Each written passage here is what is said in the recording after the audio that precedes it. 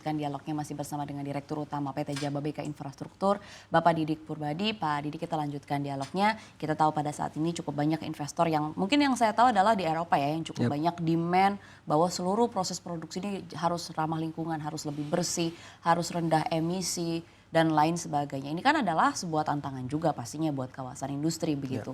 Mungkin pertama harus meningkatkan SDM yang juga memahami begitu bahwa proses produksi harus lebih ramah lingkungan. Yang kedua juga mungkin ada proses teknologi yang harus ditambahkan begitu kan. Ini kan pasti cost lagi buat kawasan industri. Kalau dari Jababeka Infrastruktur sendiri seperti apa strateginya Pak melihat demand ini? Ya, bahkan visi pertama Jababeka waktu dikembangkan di Cikarang adalah sebagai pengembang kota yang ramah lingkungan dan terpercaya. Nah itu kita sudah capai 25 tahun yang lalu. Jadi kita selalu ada namanya sustainability report yang memastikan setiap proses produksi yang dilakukan oleh Jababeka memang ramah lingkungan. Jadi inovasi-inovasi kita lakukan kerjasama dengan lembaga-lembaga dari luar seperti GIZ dari Jerman, pelatihan-pelatihan, pertukaran tenaga dari kita untuk pelatihan itu sudah kita lakukan sejak 15 tahun yang lalu dan terus berjalan sampai sekarang. Swedia juga tertarik, bahkan China juga sudah mengarah ke sana. Jadi kita juga sudah melihat di beberapa negara kita melakukan itu.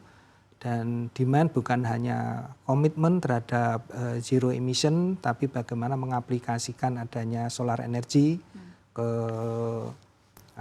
industri-industri yang ada di tempat kami maupun di dalam proses yang ada di pengolahan air bersih, pengolahan air limbah, kemudian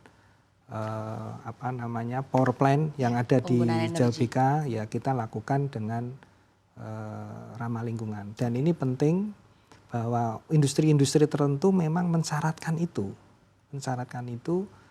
sehingga mereka mau masuk ke kawasan industri kita. Jadi tanpa menyebut nama ya brand tertentu karena mereka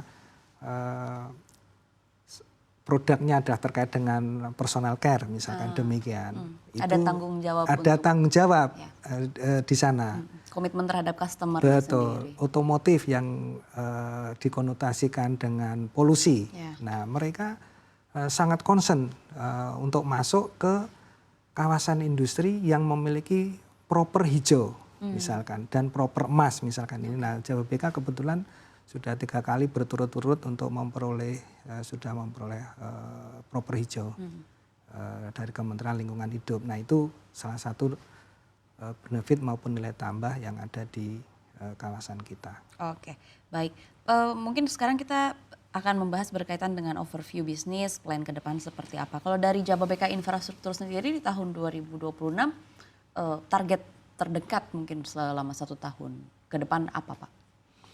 Ya tentunya kita ingin melayani customer kita yang sekarang kurang lebih 2.000 perusahaan dari 36 negara yang ada, kita akan lakukan services yang lebih baik.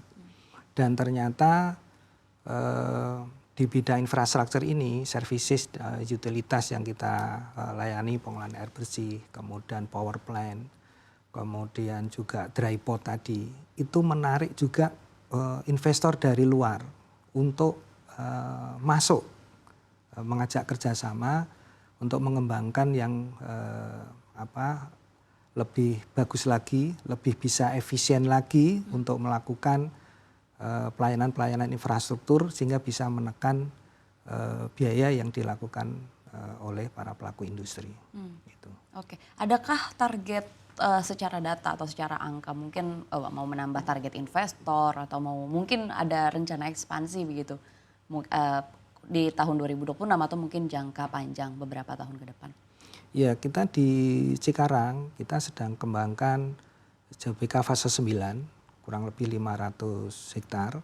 Fokus kita adalah lebih ke bioteknologi, kemudian industri pendidikan maupun kesehatan. Untuk melengkapi industri manufacturing yang sekarang ada di Cikarang. Kemudian di Kendal kita masuk ke pengembangan fase kedua kurang lebih 1.000 hektar karena untuk fase pertama kita sudah sold out dan ini menjadi